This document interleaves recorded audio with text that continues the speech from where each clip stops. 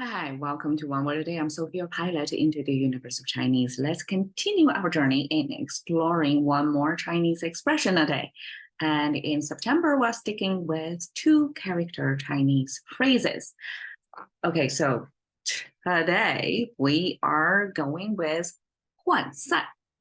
Okay, it's not exactly the same 涣 as yesterday in 瘫痪, because that one with a bad brain that implies being sick. This time, we pair the character on the right with water. So the character on the right, that one actually means almost like a sparkly or means bright brilliance. So there is a certain radiation from it.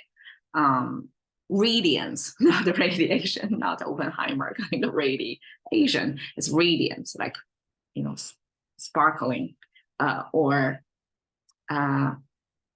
give you the energy of your like your face, a bomb beaming sense of that. Okay, there are two explanations of the right one. So the left one, first off, is depicting of water in its natural form, which is in a river or stream. The middle of the stream kind of S curve. It shows aerodynamic, right? The middle one is most likely the middle of the river channel. That's the deepest, most uninterrupted. Therefore, it's a continuation. And the four strokes on the side means the water was interrupted either by fallen log, tree, branch, stones, dead bodies, like however you want to imagine what water in nature flows. That's the environment. And eventually, water was industrialized or piped into households, and that's the water we know from tap water. But that was water in nature, its original form. So the water sign on the left with the right side, that means kind of radiance, beaming. Okay, this radiance and beaming came from two possible meanings just by reading into the symbols it made up with. There are three groups of symbols in the right. The top right that looks like this means human figure. It's two-leg standing being, but it's not, contemporary human figure looks like this, but ancient form human figure looks like this. There's a shorter, straighter side and a curvier, longer side. And I would imagine that's the language creators' way to denote that humans were made of left and right two parts, and they're not equal. And we're kind of unbalancedly, go through life in our off-balance left and right structure. Okay, human figure. And then this dome with two kind of hyperbola shape means cave. It means, okay, this dome means it's not exposed to the sun directly, right? It's a cave, and then here it means there are air channels going through it, so it's not a stuffy, non-ventilated place. It does have air going through, and therefore it's going to be lead outdoor. It's connected to the outside, but it's sheltered. So that's a cave. Okay, bottom left and right hand from the same person. Just like when we play computer games, if two hands are showing, it's going to be left and right corner. And Chinese use three-finger hand symbol to symbolize hand. We don't draw all five. Sometimes we do, but in other most frequently used occasions, it's three-finger hand symbol. Okay, so hand, cave, person. There's two ways that I look at this. The happy version is they're having a party. That person is jumping on top of the cave, dancing, however, performance, entertaining the crowd underneath, and underneath people are just doing this. That's one explanation. The second one is that person on top of the cave is a human sacrifice, that people put it on an elevated platform, and those two-finger hand symbol are the ones of the surviving, like ones who are not being sacrificed at the moment. respectively, because whenever two hands are showing, that means you're serving something up to God or to other fellow humans with respect.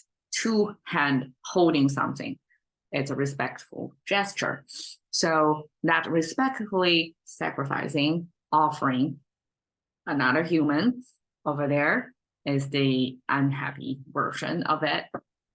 And in total, it means either that person being sacrificed, therefore that person is immobile, and therefore it's, I guess it's, if we look at it as human sacrifice, it's a ritual in ancient times. We regard in today's mindset as barbarian practice, and that practice could have its like other behaviors of the crowd during the sacrifice. You know, I guess people chanting or crying or all kinds of behaviors that you may imagine, because we've never seen. I mean, I never get to see firsthand human sacrifice. That will scare me, right? But here, if it is a human sacrifice situation, something now it pairs with this flowing, this water, right? And then end up together means overflow, means radiating. You can imagine it either like when that person being sacrificed, the rest of the tribe, the surviving members of the tribe are kind of get spiritually connected somewhat to go through this pain as they are sacrificing one of their own sons or daughters. And therefore there is this impact almost like from the center of the stage, right, to the rest of the tribe, this transfer of energy. And it's almost like a flowing of sadness or happiness or, you know, hysteria. We don't know like how human sacrifice rituals were carried out, what kind of emotions people experiencing back then. So, but this from a center stage, either is a party, right? Also like a staged, that one center of attention, but one human figure on top of the stage capture everybody's attention, you know, command the space, kind of a connect people that way. That's a happy version. Or human sacrifice, that person being sacrificed send off this message or energy vibe toward the whole tribe. So in any case, it's a center radiating toward the whole space of people all gathered around the center stage. So in that spreading of the energy plus the water sign, it means overflow. It means the water is kind of going from the center to all directions. And you can kind of see how that goes, right? It's gravity pull down wherever it's lower ground, water flowing. Okay, so that's overflow. Sat means dispersed. And it took me some time to see it because I can read individual icons. But how the three icons pair together means dispersed. It's another mystery to solve. Okay, so the top right is a means forest.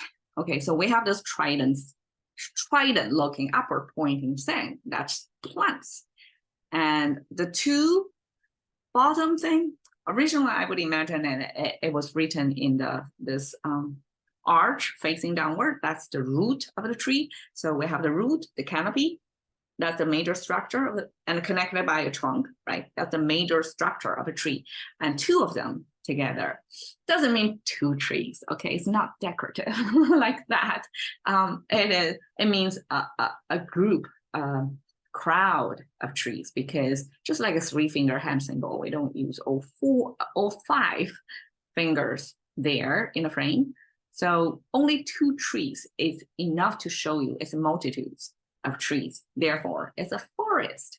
So a forest on the top left corner, the bottom left is the meat symbol. So it almost looks like an omega sign or question mark over there with 2 stripes inside to depict the texture of the meat. And this is the outline or the shape of the meat.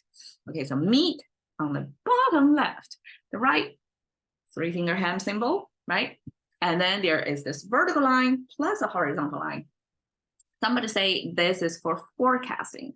And eventually I see that often enough to doubt the forecasting function of that. Like, could be like humans back then try to forecast every day, like what's going to happen the next day, right? Because life was so uncertain back then.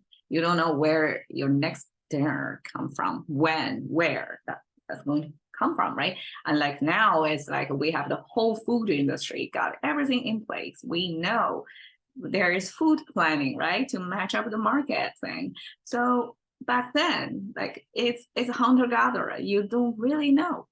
So this uncertainty made people hold this forecaster thing. That's one version. And eventually, I guess this forecaster, the simplest tool symbol that originally used as forecasting, eventually used as any kind of tool that you're holding in hand. So hand holding tool, going to the forest in search of meat. That's the onset or the embarkment of hunters going into forest.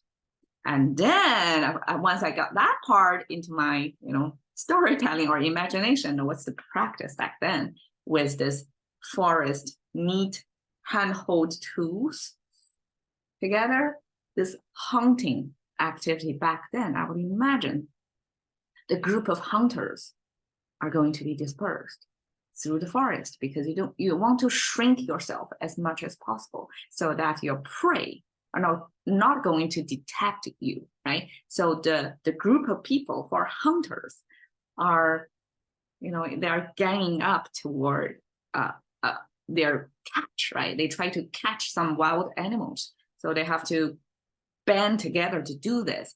But in order to do this, they cannot show up together as a cluster of humans. That's a big target that would instantly alarm off any of the animals, right? So their strategy must be spread out, but they keep an eye on each other so they can coordinate. So I would imagine they have a whole system of how to hunt in a group before. And that frame depicts this dispersion of hunters through in the forest in hunter meat. Okay, overflow, dispersed. In contemporary English, probably diffused is a good corresponding of that, especially the dispersed. And I guess overflow gives you the sense of it's not centered or gathered or contained anymore. Things are going in all kinds of directions. It's sort of out of control. And dispersed, even if originally it came from this hunters, it intentionally, strategically dispersed, right? So it gives you like in control dispersion versus out of control overflowing. But in any case, either huan or san, they combine together, give you the result of things are diffused. So in huan san, Chinese mostly have two contexts to use this expression. Either, as in showing here, the light getting diffused. So you look at the light, yes, it came from one source probably, but it's so diffused that it come reflected onto different panels on this shutter window. That's one way, lighting diffusion. Another one is your cognitive or your attention diffusion. So humans, we know we can gather, like concentrate our attention to be laser focused or super diffused, like don't really care and super chill, don't know, have no direction, no sense of motive, no sense of time or control of our time and the thoughts and behavior. I hope not behavior, but that's another way to use huan san. It's like you're not focused, you don't know where to go. It's kind of water overflowing or intentionally scattered.